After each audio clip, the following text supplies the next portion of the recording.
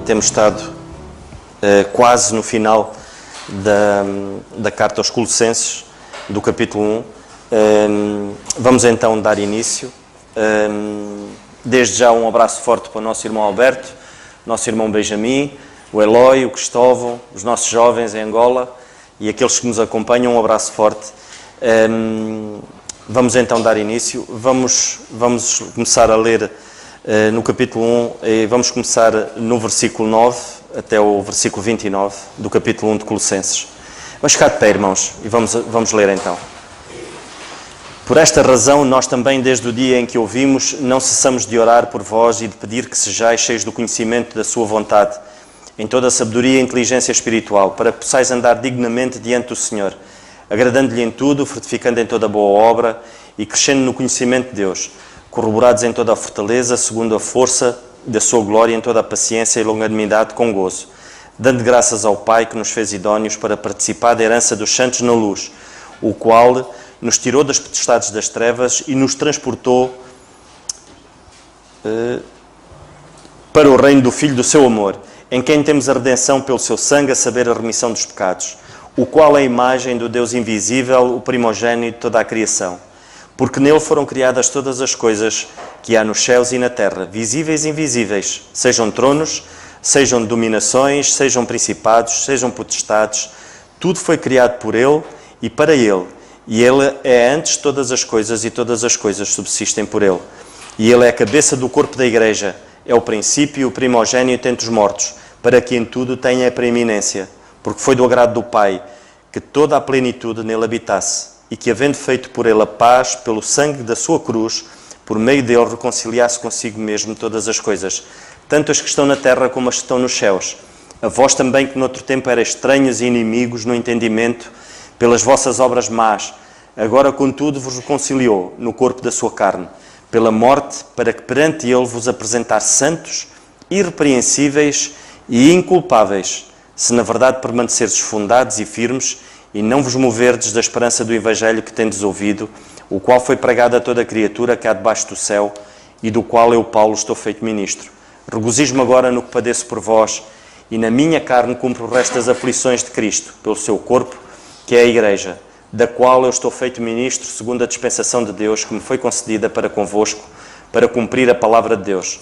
O mistério que esteve oculto, desde todos os séculos, em todas as gerações, e que agora foi manifesto aos seus santos, aos quais Deus quis fazer conhecer quais são as riquezas da glória deste mistério entre os gentios, que é Cristo em vós, esperança da glória, a quem anunciamos, admoestando a todo o homem e ensinando a todo o homem toda a sabedoria, para que apresentemos todo o homem perfeito em Jesus Cristo.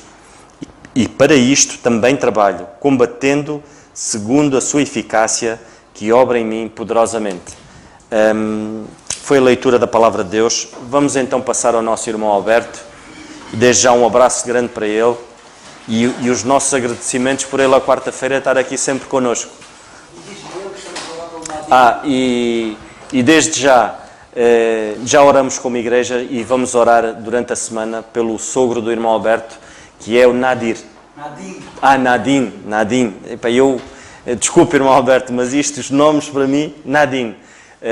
E já oramos e vamos continuar a orar por ele também, para que o Senhor possa restabelecer as suas forças. Vamos então passar ao estudo da palavra.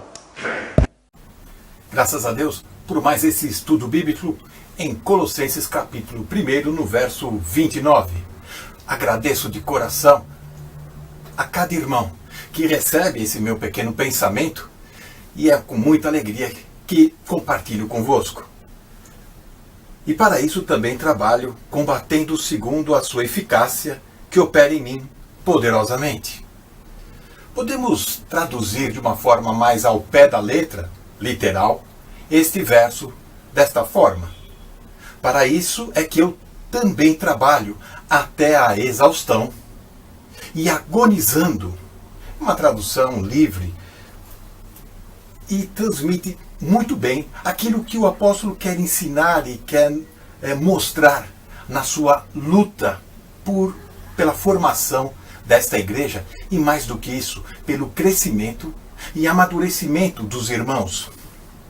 O seu esforço, ele não é um esforço físico, de braço, carnal, pois ele estava preso na prisão de Roma e ele queria muito colaborar e contribuir para o crescimento desta igreja.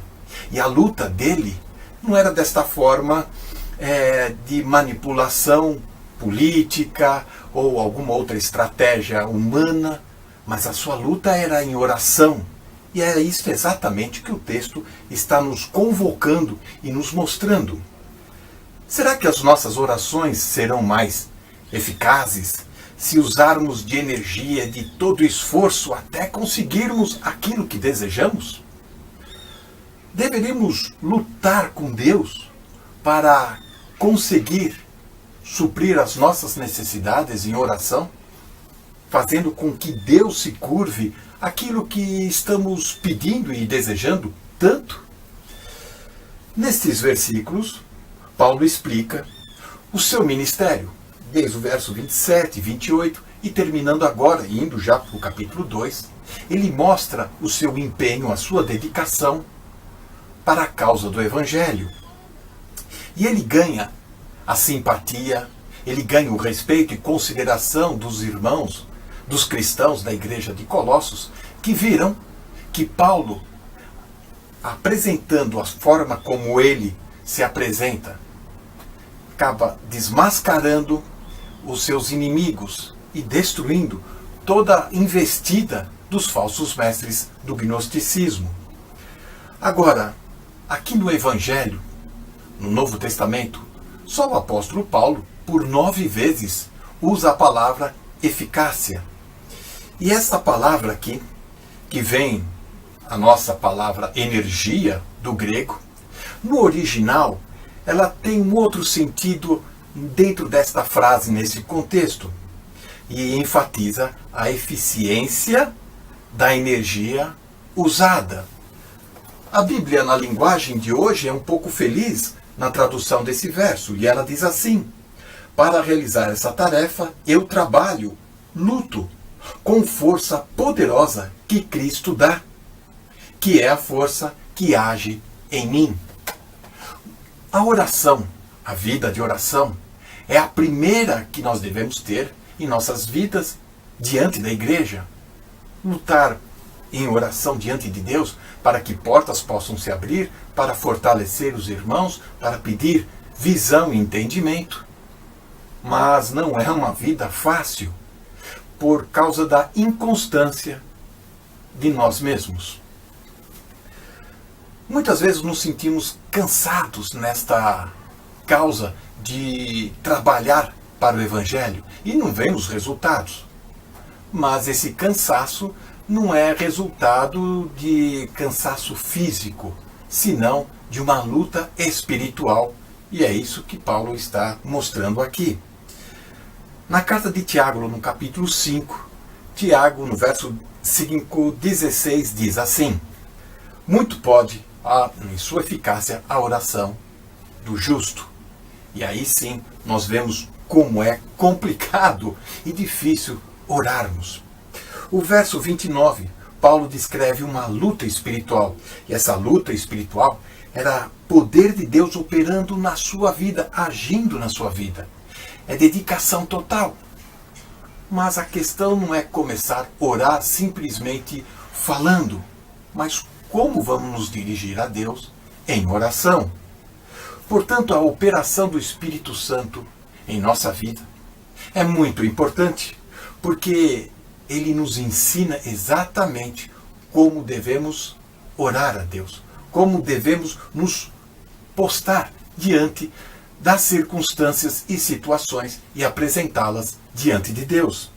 De que maneira, então, o Espírito Santo nos ajuda nas orações? Qual é este valor? Qual é esta importância? Em primeiro lugar, ele nos ensina a palavra.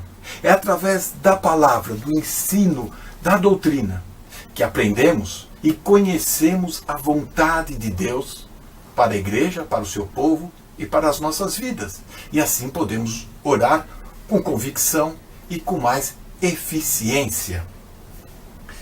João 16, no verso 13 e 15, queremos destacar esta maneira que Jesus ensinou. O Espírito Santo conhece a vontade do Pai, logo, nós podemos assim também, com a ação do Espírito Santo, conhecer o que Deus espera de nós em nossas orações. Não importa se você está se sentindo cansado, desanimado, se você não tem vontade agora de orar, comece a orar. É uma luta que vale a pena. É uma luta que a gente aprende muito. Não é questão de ficar quanto tempo em oração. Não é questão de quanto vamos falar. Mas é questão de estarmos diante de Deus, nos apresentando em oração. E isso é a todo instante. E se fizermos isso, com certeza, a igreja vai crescer, os irmãos vão amadurecer. E que o Senhor nos abençoe. Amém. Eu não vou acrescentar nada àquilo que o irmão Alberto disse, mas tenho, ainda na mesma linha de pensamento do irmão Alberto, que é acerca da oração, no versículo, nesta carta que aos Colossenses, o apóstolo Paulo aqui no versículo 28, e quando ele diz no versículo 29, quando ele diz no versículo 28 que a quem anunciamos admoestando a todo homem, ensinando a todo homem, em toda a sabedoria, eu queria frisar isto, em toda a sabedoria, para que apresentemos todo o homem perfeito em Jesus Cristo. Quando o apóstolo Paulo fala aqui na sabedoria, é uma sabedoria que vem do Senhor. Tiago, nós podemos ler em Tiago 3,17, a palavra de Deus diz-nos assim: mas a sabedoria que vem do alto, que vem, é primeiramente pura, depois pacífica, moderada, tratável, cheia de misericórdia, de bons frutos, sem parcialidade e sem hipocrisia. Logo no início diz, mas a sabedoria que vem do alto, que do alto vem, é primeiramente pura. Eu só queria, muito rapidamente, irmãos, ver se eu consigo vos transmitir este pequeno pensamento. Quando o Senhor fala em pureza, isto é quase como que se nós estivermos num quarto escuro, com uma camisa branca cheia de nódoas, nós não vamos ver as nódoas, porque estamos longe da luz. Ou seja, estando longe da luz, não conseguimos distinguir as nódoas que estão na nossa camisa. Quando nos aproximamos da luz, vamos reparando de facto que estamos sujos, que temos nódoas, que quanto mais próximo da luz, mais nós vamos vendo o nosso estado.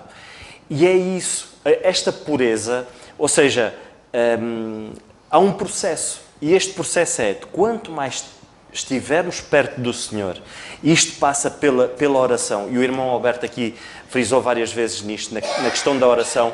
Nós vemos aqui no versículo 29 o apóstolo Paulo dizendo que trabalhava e combatia. E era o que o irmão Alberto dizia, ele estava preso. Como é que ele ia trabalhar? Ele trabalhava e combatia na oração. A oração, irmãos, é algo muito importante. Mas nós vemos que a sabedoria é a palavra de Deus.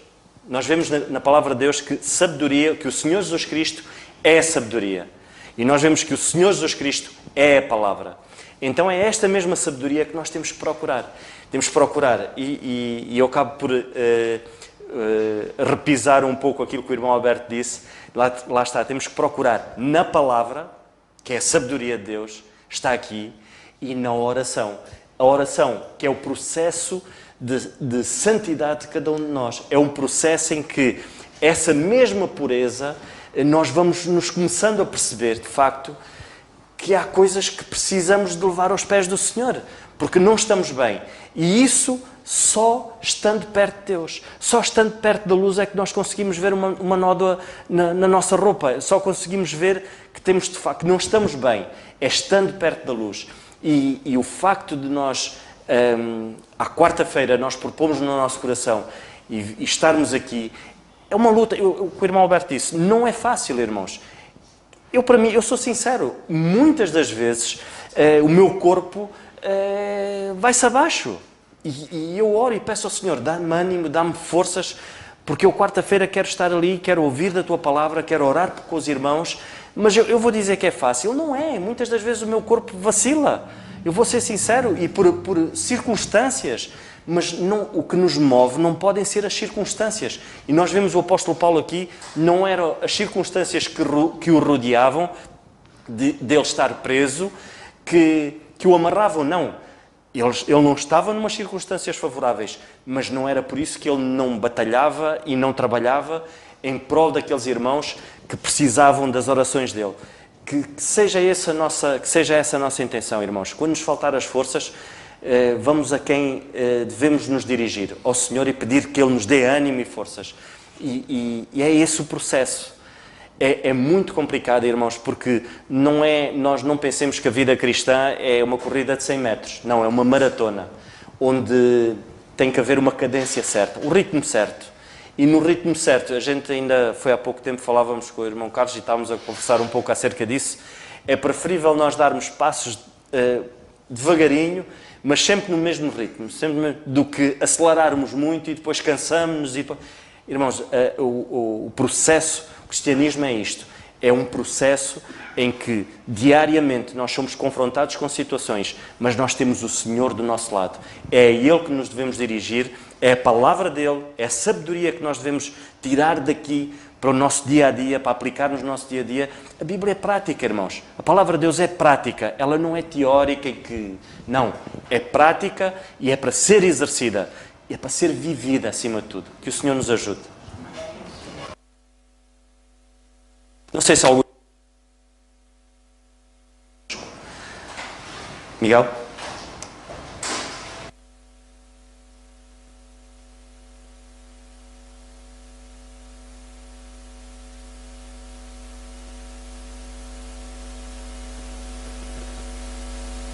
Eu não tinha nada pensado, mas hoje, por algum motivo, o culto tem dado muito para a oração, e eu só gostava de partilhar o seguinte.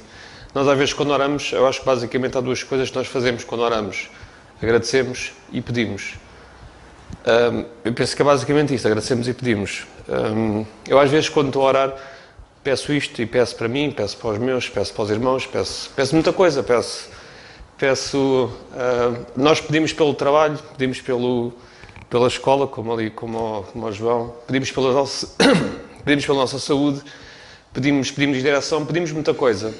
E não sei se às vezes já vos ocorreu, mas é assim, pá, eu estou a pedir muito, nós só estamos a pedir, se calhar isto não está assim muito certo.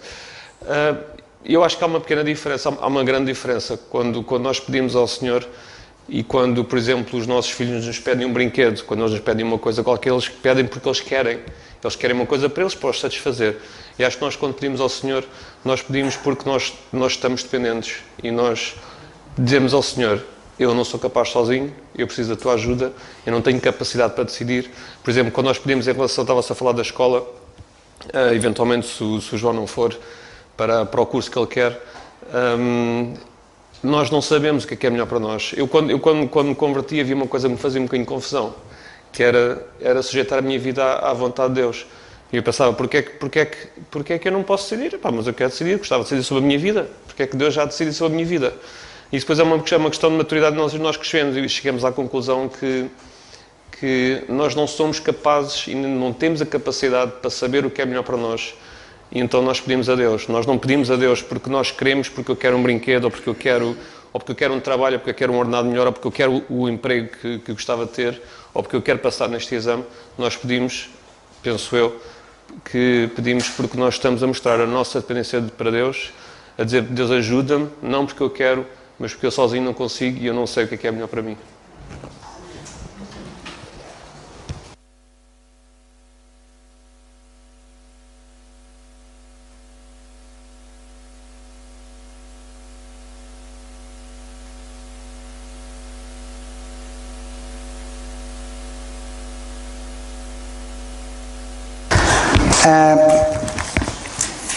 Na nossa passagem, eu gostava de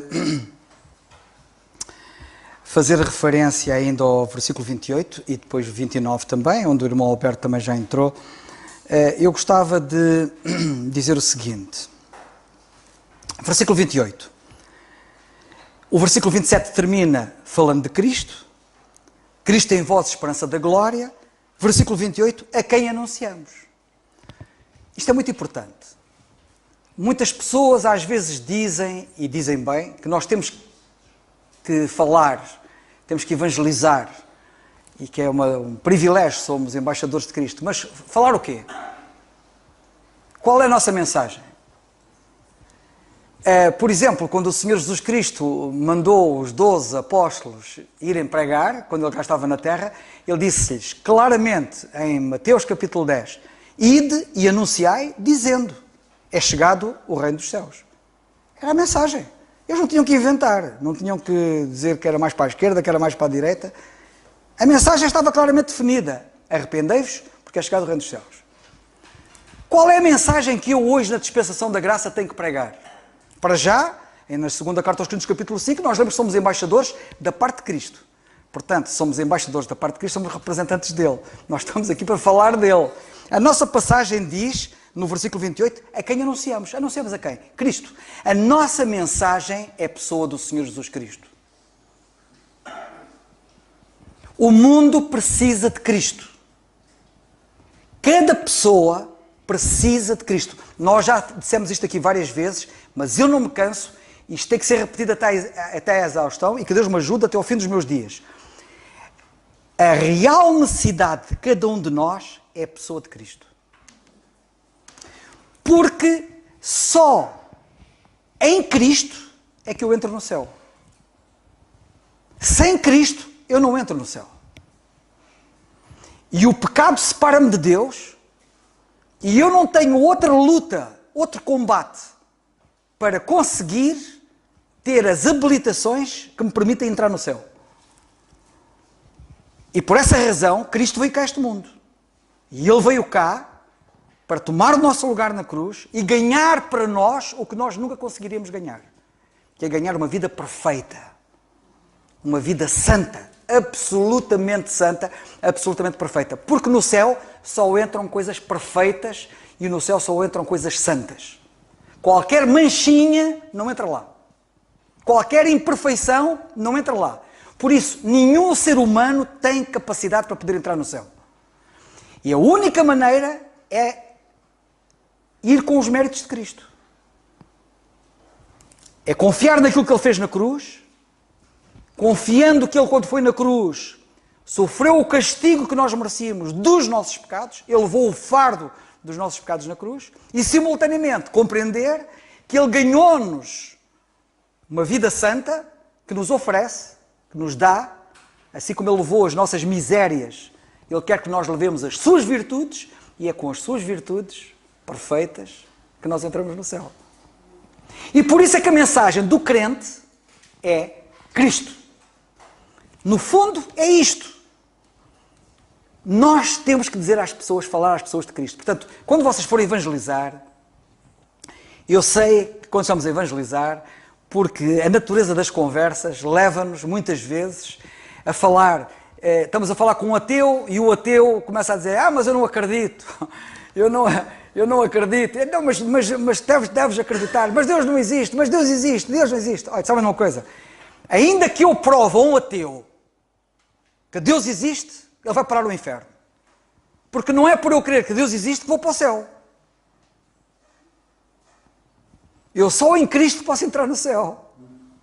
Portanto, vocês nunca percam de vista, quando falam com um religioso, também, que está agarrado, como vocês sabem, muitos deles, é muita coisa, mas alguns deles estão agarrados a santos e à Virgem e não sei quê, não é?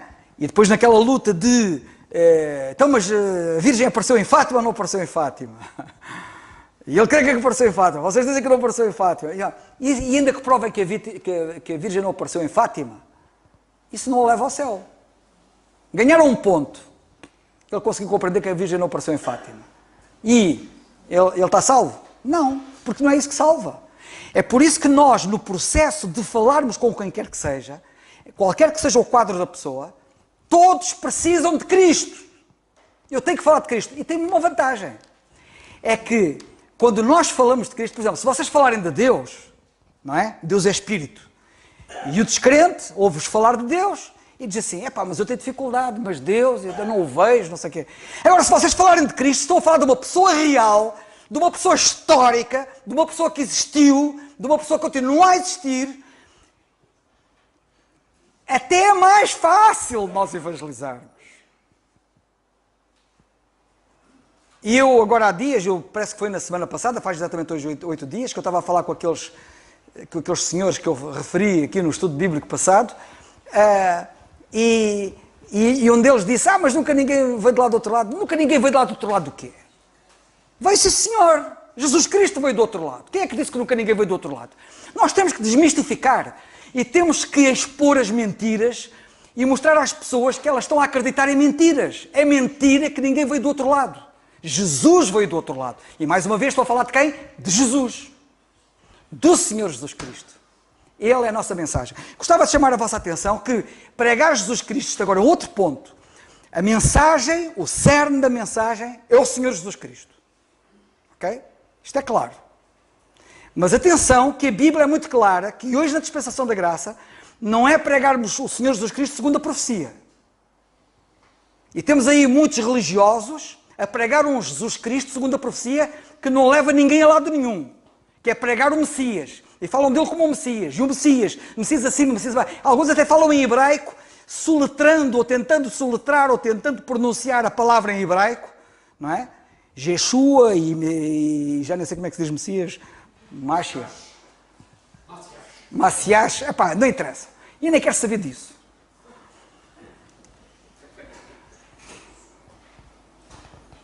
O que eu quero chamar a vossa atenção é para o facto de que Jesus Cristo, o Senhor Jesus Cristo hoje, não é o Messias da Igreja. Nem é o Messias do mundo. Ele é o Messias de Israel. Pregar Jesus Cristo segundo a profecia é pregar Cristo de forma errada. Por isso é que está ali escrito, e nós pusemos ali, lá fora nós dizemos assim, nós pregamos a Cristo. Primeira carta aos Coríntios. E na carta aos Romanos está escrito como é que pregamos a Jesus Cristo. Pregação de Jesus Cristo conforme a revelação do mistério. O que é que diz a nossa passagem? Olha o que é que está aqui na nossa passagem no versículo 27. Tudo começa aqui no versículo 27. Aos quais Deus quis fazer conhecer quais são as riquezas da glória deste mistério entre os gentios, que é Cristo em vós, esperança da glória, a quem anunciamos. Nós anunciamos um Cristo de acordo com a revelação do mistério. Ok? Isto é a pregação de Jesus Cristo conforme a revelação do mistério. Agora, outra coisa importante. Este era um ponto que eu queria salientar. Portanto, primeiro, a importância de percebermos a mensagem que temos que anunciar. É a pessoa do Senhor Jesus Cristo. E pregarmos o Senhor Jesus Cristo conforme a revelação do mistério. O Senhor Jesus Cristo hoje não vou pregá-lo como rei. Há muitos que gostam muito de falar Jesus. Eu sei que Ele é rei. Eu sei que Ele é o rei dos reis. E é o Senhor dos senhores. Mas Ele neste momento não está a ser apresentado como o Rei dos Reis, nem como o Senhor dos Senhores. Ele neste momento é o Salvador. As pessoas não precisam de Jesus hoje como Rei. Precisam de Jesus como Salvador. Senão vão parar ao inferno. O que é que me adianta a mim que uma pessoa veja Jesus Cristo como Rei? Se não ouvir como Salvador, vai parar ao inferno. Esta mensagem tem que ser claramente, nós temos que ser muito precisos na mensagem. E eu hoje fui ter com um colega meu lá na Marinha. Foi mais uma colega que precisava de ir lá tratar de uma coisa, ela não sabia o caminho, disse, vou lá contigo. E fomos, era um outro edifício, depois aquilo tem lá uns corredores para a esquerda e para a direita, e tive que perguntar pelo caminho, porque ela queria ir a um sítio, esse sítio eu sabia, e fui lá levá-la. Depois era para ir levar a visitar um outro camarada nosso, e depois eu perguntei onde é que é o gabinete dele, e tal, assim que não sabia. Para ali, não sei o que, não sei o que mais. E depois eu cheguei, passei para além porque são corredores muito grandes. Passei para além do sítio, depois voltei outra vez para trás, depois voltei a perguntar, entrei dentro de um gabinete, onde é que é e tal, não é ali, não sei o que é. Chegamos lá ao pé do indivíduo, cheguei ao pé do indivíduo a quem eu tenho evangelizado, e a ela também, não é? E eu disse assim, olha, se eu vos mostrasse o caminho para o céu, como tu tens as indicações aqui para o teu gabinete, vocês estavam todos perdidos. Mas o que eu quero dizer é o seguinte, o caminho para o gabinete dele não estava claro. Faz quase lembrar, eu vou na rua e quero saber uma indicação, olha, como é que eu vou para tal lado? E a pessoa não me dá a indicação direita. E depois eu vou e estou perdido. É para quando alguém chega ao pé de mim e me pede uma indicação, das duas uma, ou eu digo assim, não sei, ou então se eu sei, eu explico muito direitinho como é que a pessoa pode ir ao sítio para não se enganar.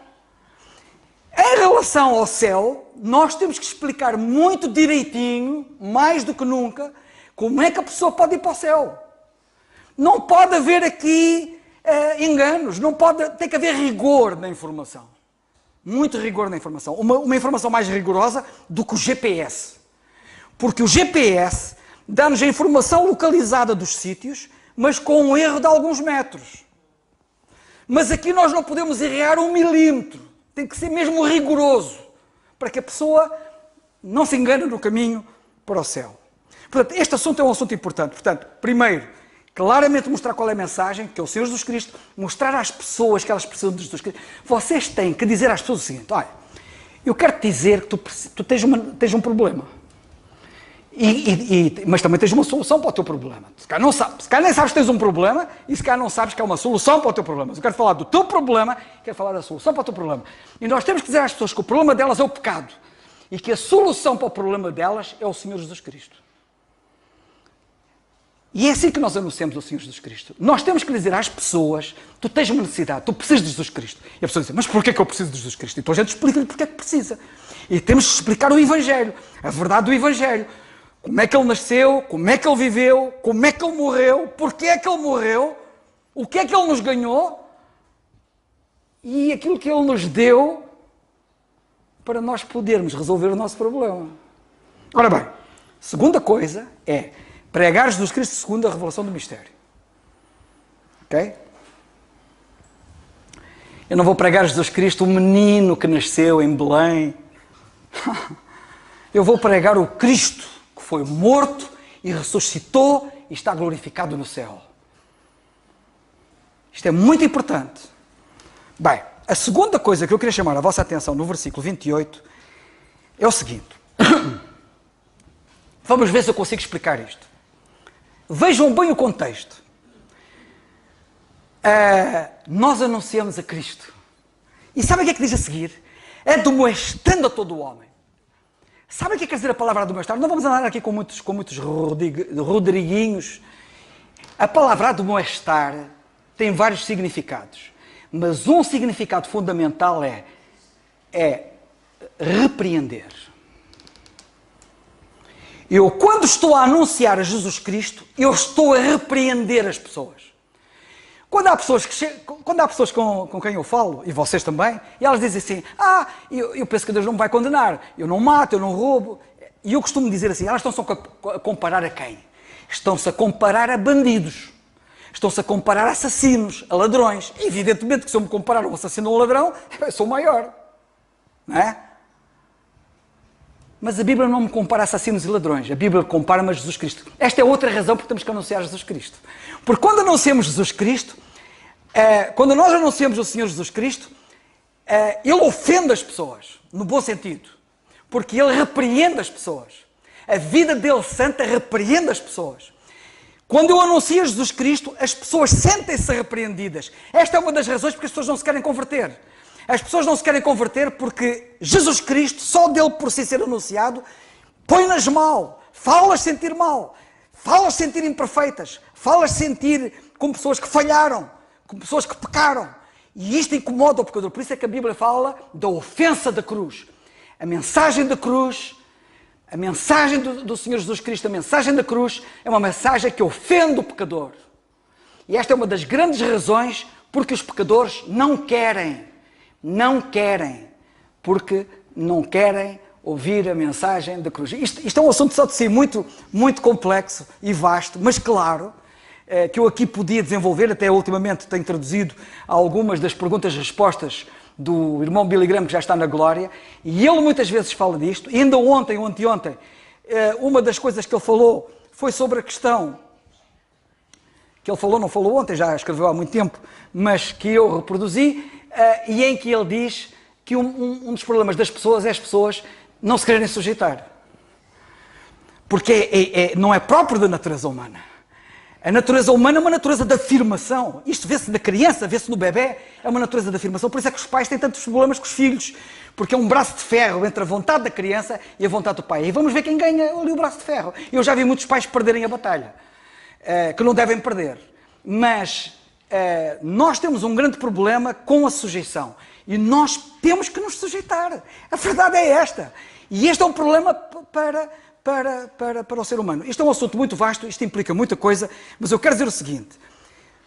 Quando Cristo é anunciado, isto admoesta os homens, repreende os homens. Reparem o que é que está ali escrito. Quando anunciamos Cristo, isto admoesta todo o homem, não é apenas um ou dois. Vocês não pensam que a mensagem da cruz, que a mensagem do Senhor Jesus Cristo, só repreende, só mostra que está errado o Carlos Oliveira, que sou eu que estou aqui, porque sou um indivíduo imperfeito? Não, é o Carlos Oliveira e o Santo Padre. O chamado Santo Padre. Repreende a vida dele, repreende a vida de todo o ser humano. Por isso é que a Bíblia diz, não há um justo, não há um sequer. Todos pecaram. E eu quero chamar a vossa atenção para o versículo 28 que diz, anunciamos, admoestando a todo o homem, e notem, e ensinando a todo o homem. A pregação é uma pregação de ensino. Sabem porquê que é uma pregação de ensino? Porque estamos rodeados de gente ignorante. As pessoas ignoram Deus, as pessoas ignoram a salvação, as pessoas ignoram o seu problema, ignoram o seu pecado, ignoram a gravidade do seu pecado, ignoram o que as espera quando morrerem. Elas são ignorantes acerca de tudo. São ignorantes acerca de si, acerca de Deus, acerca da eternidade, acerca da alma, acerca do corpo. Elas são ignorantes. O Evangelho ensina. Isto tem que ser ensinado. Quando o Senhor Jesus Cristo é pregado, a mensagem repreende a todos e ensina aquilo que nós não sabemos porque somos ignorantes. E depois assim, em toda a sabedoria, porque isto é uma coisa fantástica. Ensina em toda a sabedoria, porque eu nunca vi tanta sabedoria como ver o que Deus fez na cruz do Calvário. Se fôssemos nós, sabem como é que nós fazíamos? Víamos um pecador que era pecador, que era culpado, em lágrimas, todo partido, todo condoído das asneiras que fez, e nós compadecíamos, está bem, pronto, eu perdoo-te. Deus não faz assim. Vocês acham que Deus ia perdoar a custo zero? O perdão não é a custo zero. O perdão teve um preço, um grande preço, o maior preço. Custou a vida do Filho de Deus na cruz do Calvário. Deus salva o homem, revela o amor ao homem com base na justiça de Deus. Deus não fez aquilo de uma forma injusta.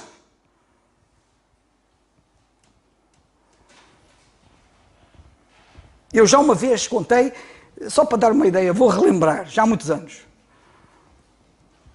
Uma vez eu fui nomeado como militar e como oficial para tratar como oficial de averiguações de um caso que tinha ocorrido, neste caso era na NATO.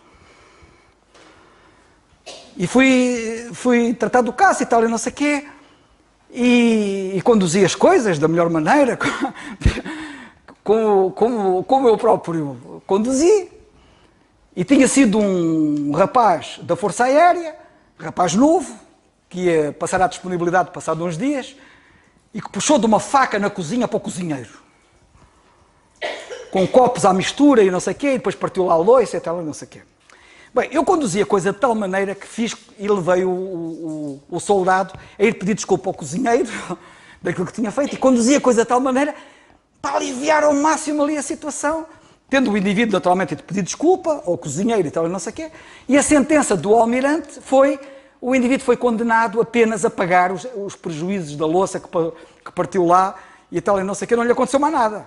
Estamos a falar do indivíduo que pegou numa faca a ameaçar o cozinheiro, naturalmente alcoolizado e sem saber o que estava a fazer, mas independentemente disso é muito grave aquilo que tinha acontecido e o resultado foi este. Passado uns dias há um outro caso que acontece lá no quartel. E o que aconteceu lá no quartel, no outro caso, foi um indivíduo, um marinheiro, por acaso da Marinha, que tinha ido lá a uns carros abandonados que lá estavam dos estrangeiros que estão cá em Portugal e que tinham lá uns carros, mas estavam abandonados, o carro até estava abandonado, e chegou lá e foi lá tirar gasolina do carro e tal, e não sei o quê.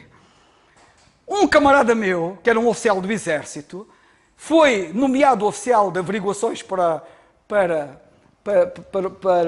o caso e conduziu o processo de tal maneira que este indivíduo da Marinha apanhou com 1 mês de prisão ali no grupo 2 de escolas da Armada. E eu tremi por todos os lados, assim, mas Onde é que está a justiça disto? Um indivíduo que puxa de uma faca para matar o outro, ou ameaçá-lo pelo menos, é muito mais grave do que ir ali tirar gasolina. Então, e este aqui só teve que pagar o prejuízo, e este aqui foi parar à prisão durante um mês. A forma como ele conduziu o processo deu no que deu, a forma como eu conduzi o processo deu no que deu. Mas o que eu quero chamar a vossa atenção é, a justiça divina não funciona assim. Nem funciona de uma maneira, nem funciona da outra. A justiça divina é perfeita, é de enorme sabedoria. Deus exerce a disciplina dele de tal maneira, e a justiça dele de tal maneira, que ele salvaguarda sempre a justiça, e nunca põe em xeque o amor, nem com a justiça põe em causa o amor, nem com o amor põe em causa a justiça. Isto é sabedoria do mais alto quilate. Isto é sabedoria suprema. E por isso diz aqui a Bíblia que quando nós anunciamos a Jesus Cristo, não é? E nós estamos a ensinar coisas que eles não sabem, estamos a dizer assim, olha meu amigo, é assim, Deus não te salva a custo zero. Deus amou o mundo. Deus não quer condenar ninguém. Deus não quer que ninguém vá para o inferno. Mas sabes o que é que significou isso? Jesus teve que conhecer o inferno ali na cruz do Calvário. Jesus, o Senhor Jesus Cristo, foi separado de Deus para tu não seres separado de Deus. Não foi numa base injusta que Ele fez isto. O preço teve que ser pago. Alguém pagou o preço. O Senhor Jesus Cristo pagou o preço.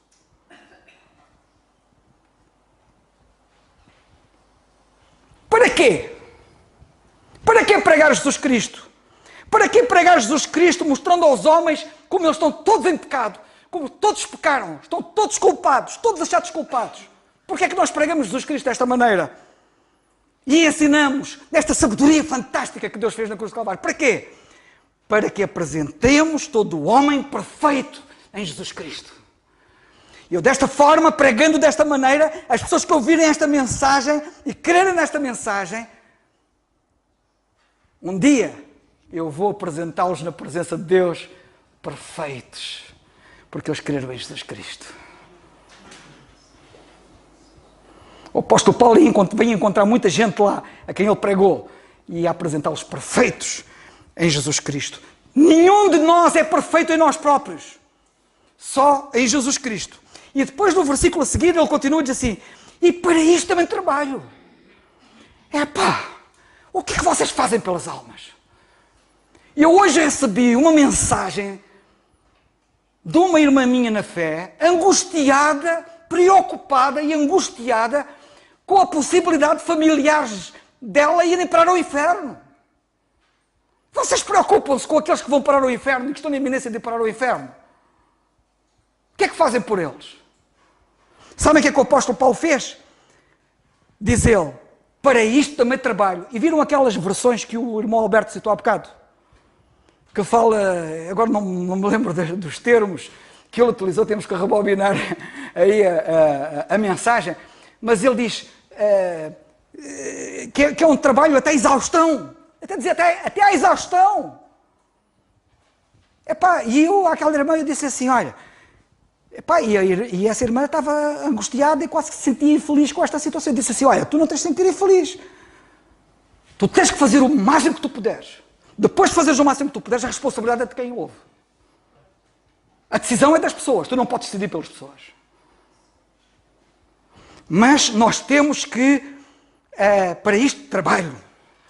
Trabalho combatendo. O meu tio bateu-se pela minha alma. Se houve alguém que combateu para me ganhar para Cristo, foi ele. Vocês fazem do evangelismo um combate. Há aqui um outro aspecto que eu gostava de chamar a vossa atenção, que é o seguinte. Para isto também trabalho combatendo segundo a sua eficácia, porque obra em mim poderosamente. Porque temos aqui dois combates. Nós temos o combate do versículo 29 e temos o combate do capítulo 2, logo a seguir no versículo 1. Que diz, com grande combate tenho por vós. E agora está a falar de crentes. Deixa-me fazer aqui um parênteses.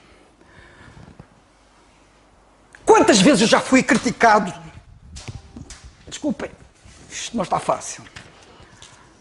Quantas vezes eu já fui criticado por combater na internet?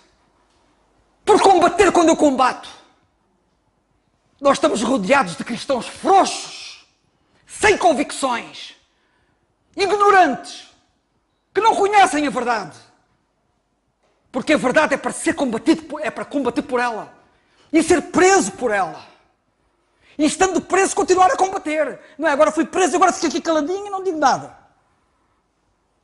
Epá, eu podia falar muito acerca desta linha, mas quero-vos dizer uma coisa. Aqueles que criticam os que combatem, mais valia estarem calados, porque estão-se a condenar a si próprios. Tenho que dizer isto.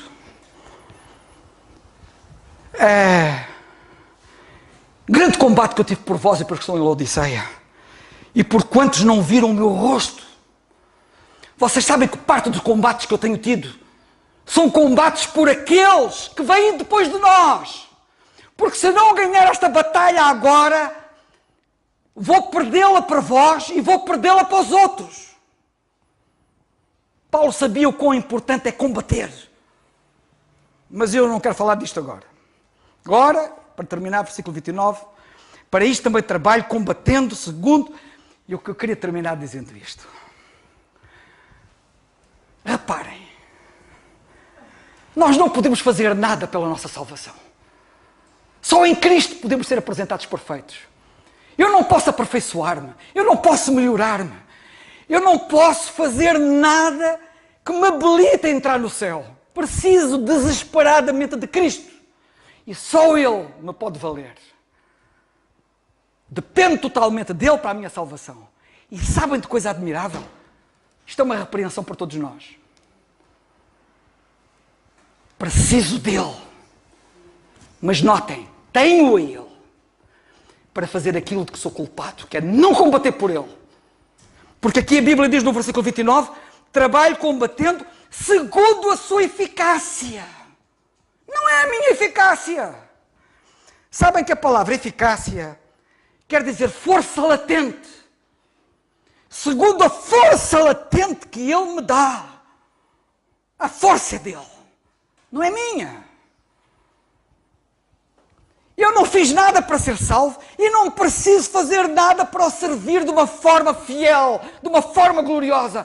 Não tenho que fazer nada, não tenho que fazer força. É a força dele em nós. Cristianismo é isto. O cristianismo não dá lugar ao homem nem à sua glória por um momento que seja. Não tenho que me gloriar na minha salvação e não tenho que me gloriar no meu serviço. E por isso ele diz, combatendo segundo a sua eficácia, que obra em mim poderosamente. Ó irmãos, eu oro para que o poder de Deus opere em vós poderosamente, como em mim. E eu vou terminar com um pensamento que é o seguinte. Sabem que eu às vezes chego ao pé das pessoas, alguns, e digo-lhes assim, tu tens muito potencial. Eu posso chegar ao pé de cada crente, de cada um, de vós, sem exceção, e dizer assim, tu tens muito potencial. Porque tens. A questão é, o que é o meu muito potencial? Não é só chegar ao pé de mim e dizer assim, olha, tens muito potencial. Vocês estão capazes de olhar para mim e dizer assim, epá, este indivíduo tem muito potencial. E depois dizer assim, traduz-me lá isso, por miúdos, que é para eu ver se eu percebo. O que é isso de ter muito potencial? O nosso potencial é a soma de todas as possibilidades que Deus tem para a minha vida. A soma de todas as possibilidades que Deus tem para a minha vida é o meu potencial. E Deus tem muitas possibilidades para a vossa vida. E para a minha. E o somatório das possibilidades todas que Ele tem para a nossa vida é o nosso potencial. Deixa-me dizer, irmãos, eu estou muito no mínimo. Que Deus me ajude. Porque o potencial é grande. Deus espera muito de nós. Que Deus nos abençoe.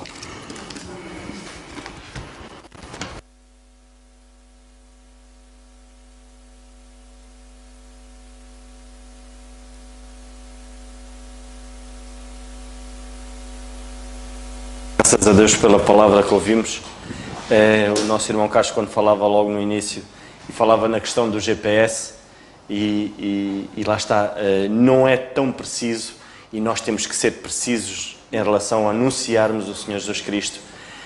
E há palavras que não devem ser ditas, assim como no GPS existe uma palavra que é virar ligeiramente à direita. O que é o ligeiramente? Ou é à direita ou não é à direita? E há uma das palavras que, quando estamos a evangelizar, também temos de ter muito cuidado, que não deve ser dita, é eu acho. Não, é o que a palavra de Deus diz, não é o que eu acho. Assim como o ligeiramente no GPS, para mim não funciona, que é ou é à direita ou é à esquerda. É como uma vez o Sérgio dizia, pai, quando é assim a gente desliga o som e a gente não ouve a senhora, só vai na linha. E nós temos que ser muito diretos a anunciar a palavra de Deus. Que o Senhor nos ajude. Vamos ficar de pé, irmãos. Vamos terminar com a oração e dar graças por aquilo que ouvimos. Senhor nosso bendito e amado Pai, graças te damos por mais esta noite, Pai. Te agradecemos pela palavra que ouvimos. Poderosamente, Pai.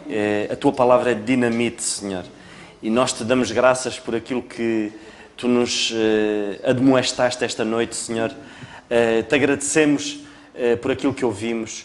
Te agradecemos por percebermos, Senhor, verdadeiramente o teu amor por cada um de nós, Pai. Percebemos o quanto não somos nada, Pai, e percebemos o quanto somos em Cristo, Senhor. Obrigado mais uma vez, Pai, porque tu cuidaste, Senhor, de tamanha obra, Pai. Foi feita na perfeição, Pai. É algo que nós, jamais o homem teria capacidade por ele próprio, Pai, pois porque somos de uma natureza pecaminosa, Pai. E nós te damos graças, porque tu não olhaste para nós dessa maneira, Pai. O teu amor é algo que nós não conseguimos compreender, e nós te agradecemos porque um dia, Senhor, o Senhor Jesus Cristo naquela cruz passou, Pai, por algo horrível que foi a separação de Ti, Senhor, e nós te agradecemos, Pai, porque os nossos pecados foram ali derramados naquela cruz, e nós te agradecemos porque hoje somos livres, Senhor, em Cristo.